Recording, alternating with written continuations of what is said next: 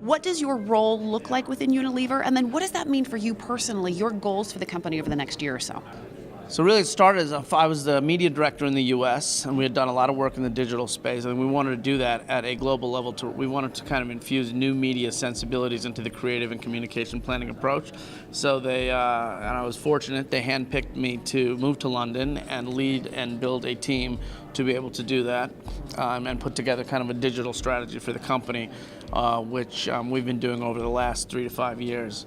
And so that's been my role. This past year I moved back to New York, and that was at a global level. So what I'm doing now is really looking at kind of what's next. As I said up there, I'm done with kind of our history and focusing more on our destiny, which is, looking at the trends, looking at the new companies, looking at the startups, and that's the ventures piece of my title, which is really investing in or charter sponsoring or partnering with some of the newer companies. Again, not the garage type startups, but like I said, we don't really want to play small ball here.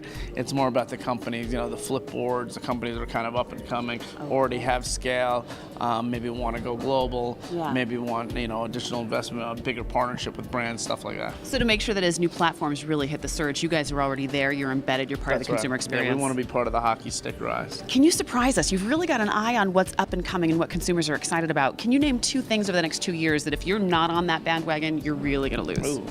Well, they say the next 2 great disruptions. Yep. So if we've seen magazines get disrupted, music's been disrupted, so many, Kodak, film, whatever. Yeah. They say the next 2 great disruptions are education in terms of the university system, and financial or currency. So you see these companies like Bitcoin and so forth. Sure. And then education's like Coursera and different universities. I think the idea of what the internet can offer in terms of flexibility and financial benefits to students, I think is going to change the game in those 2 areas.